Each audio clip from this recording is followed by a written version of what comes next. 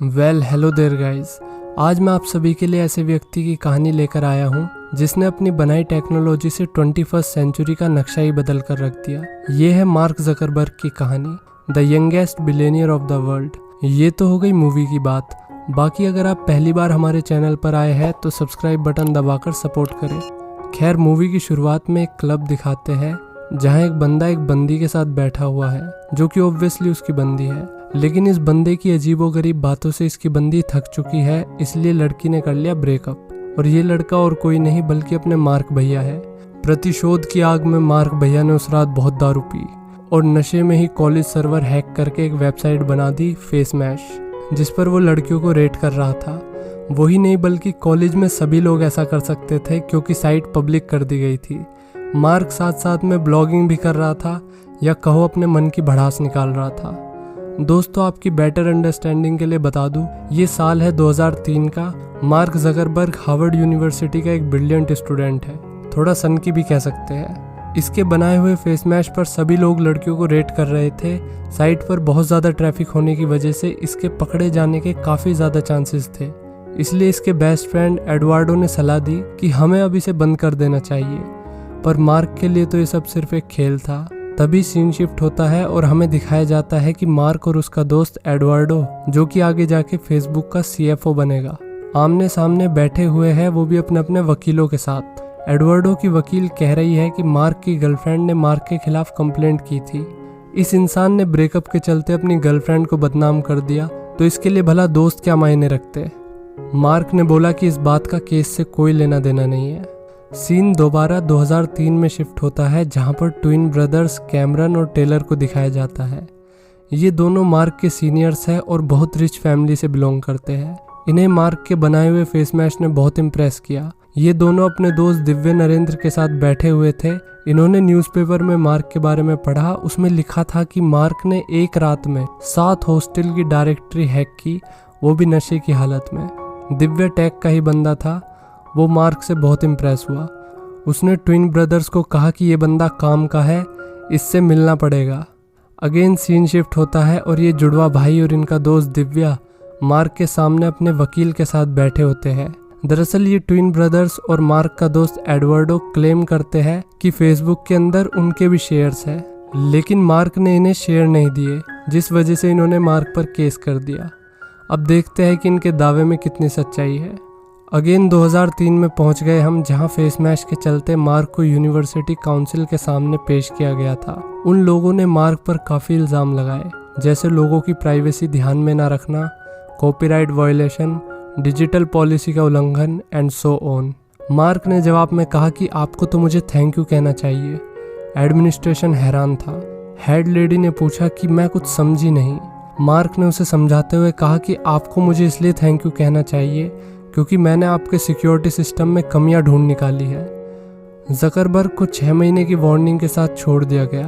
Class के बाद twin brothers mark से मिलते हैं और उसके साथ एक आइडिया शेयर करते हैं, द हार्वर्ड कनेक्शन का आइडिया, जिसमें हार्वर्ड के स्टूडेंट्स अपने दोस्तों से ऑनलाइन मिल सके।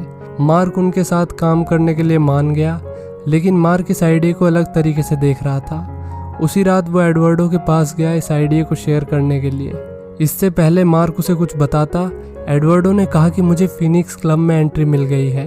उन दिनों फिनिक्स क्लब का मेंबर होना काफ़ी बड़ी बात थी। ये बात सुनकर मार्क के चेहरे पर सलवटें उभर आई। उसने एडवर्डो को बाहर ले जाकर फेसबुक का आइडिया शेयर किया। ये बात अभी प्रेजेंट में एडवर्डो ऑन कैमरा बता रहा होता है। उसने बताया कि मैं हैरान था कि मार्क अपने दूसरे प्रोग्रामर्स के पास ना जाके ये आइडिया मुझसे क्यों शेयर कर रहा था। तभी उसने कहा कि सर्वर कॉस्ट और बाकी खर्चे मिला के अभी $1000 की ज़रूरत पड़ेगी। मैं चाहता हूँ कि तुम इस कंपनी के CFO बनो। वकील ने एडवर्डो से पूछा कि तुम्हारा क्या जवाब था। उसने बताया कि मुझे आइडिया पसंद आया था, इसलिए मैंने हाँ कह दिया। ट्विन ब्रदर्स के वकील ने एडवर्डो से पूछा कि क्या मार्क ने कभी हार्वर्ड कनेक्शन की बात की थी तुमसे। एडवर्डो ने जवाब देते हुए कहा कि टेलर की डेटिंग ऐप से फेसबुक का कोई लेना देना नहीं है, वो दोनों बिल्कुल डिफरेंट है। टेलर के वकील ने कहा कि लेना देना है, इवन मेरे पास इस बात के सबूत भी है कि मिस्टर जकरबर्ग हार्वर्ड कनेक्शन बनाने की आड़ में फेसबुक पर काम कर रहे थे। उसने सबूत के तौर पर दिव्य नरेंद्र और मार्क के बीच एक्सचेंज हुए ईमेल्स दिखाए। 42 दिन के अंदर 36 मेल्स दिव्या नरेंद्र की तरफ से भेजे गए थे और जकरबर्ग की तरफ से सिर्फ 16 रिप्लाई आए। तो ये बात कहना तो बिल्कुल गलत होगा कि मार्क और हमारे क्लाइंट्स के बीच कोई संपर्क नहीं हो रहा था। जकरबर्ग ने अपने बचाव में कहा कि मैंने आपके क्लाइंट्स का एक भी कोड फेसबुक बनाने के लिए इस्तेमाल नहीं किया। ये केस कोई रॉकेट साइंस नहीं है। अगर फेसबुक को तुमने बनाया होता तो आज ये तुम्हारा होता। एक रोज काम के बीच में मार्क का एक दोस्त उसे डिस्टर्ब करने आ गया। वो किसी बंदी के रिलेशनशिप स्टेटस के बारे में जानना चाहता था कि तभी मार्क के दिमाग में एक आइडिया आया। वो भागते हुए अपने रूम में गया और कोड्स लिखने लगा। ये एक ब्रिलियंट आइडिया था। हर कोई एक दूसरे का रिलेशनशिप स्टेटस जानना चाहता था। मार्क ने इसको भी फेसबुक में ऐड कर दिया। इसी के साथ for the first time the Facebook live जाती है। हार्वर्ड के स्टूडेंट्स के पास मेल के थ्रू ये साइट सर्कुलेट होने लगी। जब दिव्या नरेंद्र तक फेसबुक पहुंचा तो वो उसे देखकर बौखला गया। उसने फेसबुक के बारे में ट्विन ब्रदर्स को बताया। वे तीनों ऐसा महसूस कर रहे थे जैसे उन्हें चीट कर लिया गया हो, पर टेक्निकली बात करें तो मार्क ने उन्हें चीट नहीं किया था। ये बात कैमरॉन समझ रहा था, इसलिए वो मार्क पर केस करने के पक्ष में नहीं था। मगर उसका भाई और दिव्या मार्क को कोर्ट में घसीटना चाहते थे। एक सेमिनार के दौरान क्रिस्टी नाम की लड़की मार्क को पहचान लेती है। एडवर्डो अपना नाम बीच में घुसाते हुए कहता है कि हमने फेसबुक बनाया है, मैं को फाउंडर हूँ। लड़की ने एडवर्डो और मार्क को रात में मिलने के लिए इनवाइट किया। एडवर्डो इस बात से बहुत खुश था। ही इज बी लाइक, अब पढ़े लिखे बच्चे भी लड़कियों को अट्रैक्टिव लगने लगे हैं just because of Facebook. Room में एडवर्डो की नज़र एक नोटिस पर पड़ी जो ट्विन ब्रदर्स ने भेजा हुआ था। उस नोटिस को आए हुए 10 दिन हो चुके थे। ट्विन ब्रदर्स ने मार्क को इंटेलेक्चुअल प्रॉपर्टी थेफ्ट के लिए नोटिस भेजा हुआ था। ये सब जानने के बाद एडवर्डो काफ़ी परेशान हो गया। उसने मार्क से कहा कि अगर कोई भी परेशानी आए तो तुम मुझे बता सकते हो। ये कंपनी हमारी है तो प्रॉब्लम से डील भी हमें मिलकर करना होगा। देर रात वे दोनों लड़कियों के साथ थोड़े मजे करते हैं। तभी मार्क को उसकी एक्स दिखी। वो उससे बात करने जाता है पर उसकी एक्स फेस मैश के किस्से की वजह से उससे बहुत नाराज थी। उसने मार्क को चमका दिया और ये कह के भगा दिया कि best of luck for your video game. Mark का दिमाग घूम गया। उसके मुंह से सिर्फ एक ही शब्द निकला, हमें अब एक्सपेंड करना चाहिए। दूसरी तरफ एक लड़के को दिखाते हैं जो एक लड़की के साथ लूडो खेल रहा था। लड़की उसे नहीं जानती थी, ये बस कल रात ही मिले थे। लड़की ने उससे पूछा कि तुम कौन हो, मतलब तुम क्या करते हो। उस लड़के ने बताया कि मैं एक एंटरप्रेन्योर हूँ, मैंने एक MP3 sharing and downloading platform बनाया है। लड़की ने कहा नेक्स्टर जैसी वेबसाइट? सही फरमाया मोहतरमा, नेक्स्टर मैंने ही बनाया है। मेरा नाम है शॉन पार्कर। दरअसल शॉन पार्कर का यंग जनरेशन में काफ़ी अच्छा नाम था क्योंकि उसने कई साइट्स बनाई थी, पर कोई भी साइट प्रॉफिटेबल ना होने की वजह से उसका नाम तो हो गया पर जेब में पैसे नहीं थे। शॉन पार्कर ने पहली बार उस लड़की के लैपटॉप में फेसबुक को देखा। उसने अपने मन में कहा कि अब मिस्टर जकरबर्ग से मिलने का समय आ चुका है। मार्क और एडवर्डो ने एक दो जगह फंडिंग्स के लिए बात की मगर बात नहीं बनी। देन एडवर्डो की गर्लफ्रेंड ने उनके लिए एक मीटिंग फिक्स की। ये मीटिंग और किसी के साथ नहीं बल्कि शॉन पार्कर के साथ होने वाली थी। शॉन पार्कर ने 19 साल की उम्र में ही नैपस्टर बना दिया था। इस बात से मार्क काफ़ी इम्प्रेस हुआ, जबकि एडवर्डो को ऐसा लग रहा था कि कहीं ये बंदा आकर मेरी जगह न ले ले। फाइनली शॉन आ गया, वो भी 25 मिनट लेट।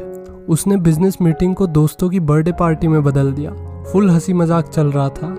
उसने नैपस्टर के साथ अपना एक्सपीरियंस शेयर किया।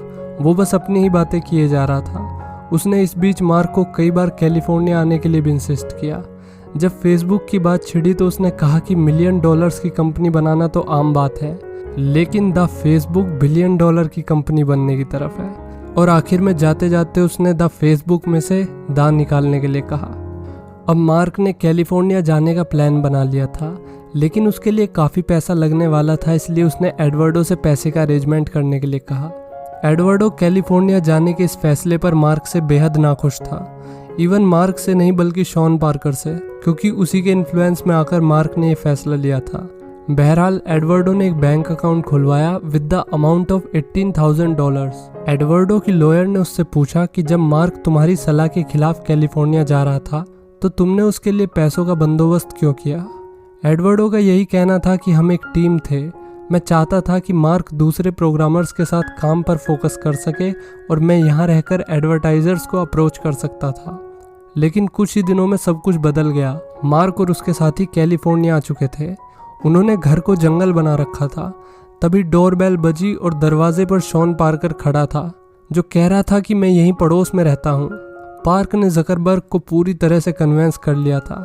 उसने खुद को इस तरीके से प्रेजेंट किया जैसे वो कोई मसीहा हो और फेसबुक की नैया पार लगा सकता है। दूसरी तरफ ट्विन ब्रदर्स जिंदगी में पहली बार कोई बड़ी रेस हारे। हार की फ्रस्ट्रेशन में बड़े भाई कैमरॉन ने कहा कि हम ये रेस तो हार गए, पर अपने हक की रेस नहीं हारेंगे। फाइनली वो राजी हो गया था जकरबर्ग पर केस करने के लिए। इधर शॉन पार्कर अब जकरबर्ग के साथ ही रहने लगा था। देर रात डोरबेल बजी। शॉन दरवाज़ा खोलने गया तो दरवाजे पर और कोई नहीं बल्कि एडवर्डो खड़ा था। वो पूरी तरह से बारिश में भीगा हुआ था। उसने कहा कि मैं पिछले 1 घंटे से मार्क को फ़ोन ट्राई कर रहा हूँ। रात के 3 बजे है और कोई मुझे लेने नहीं आया। मार्क भी वहाँ गया। एडवर्डो मार्क के बिहेवियर से काफ़ी नाराज़ था। मार्क ने उसे फेसबुक की प्रोग्रेस के कुछ अपडेट्स दिए और बताया कि शॉन एक इन्वेस्टर को ला रहा है। एडवर्डो इस बात से बिल्कुल भी खुश नहीं था कि शॉन फेसबुक के लिए इन्वेस्टर्स को लाए।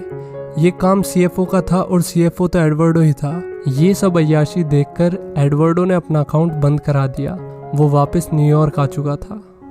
उसकी गर्लफ्रेंड क्रिस्टी उस पर भड़कने लगी, वो भी इस बात पर कि एडवर्डो ने उसे अपने वापस आने के बारे में नहीं बताया। तभी मार्क का कॉल आ गया। मार्क उस पर बहुत गुस्सा था। उसे पता चल गया था कि एडवर्डो ने अकाउंट बंद करा दिया है। इधर एडवर्डो की साइको गर्लफ्रेंड ने गुस्से में स्कार्फ जला दिया था। एडवर्डो ने मार्क से माफ़ी मांगी और कहा कि मैं तुम्हारा ध्यान खींचना चाहता था, इसलिए मैंने ऐसा किया। मार्क उसकी बात समझ गया और उसे एक खुशखबरी सुनाई। खुशखबरी ये थी कि पीटर थिल नाम के इन्वेस्टर ने फेसबुक में $5 लाख की इन्वेस्टमेंट कर दी थी, लेकिन उन्हें प्रोसीजर कंप्लीट करने के लिए कंपनी के सीएफओ के साइन चाहिए थे। इसलिए मार्क ने उसे जल्द से जल्द कैलिफोर्निया बुला लिया।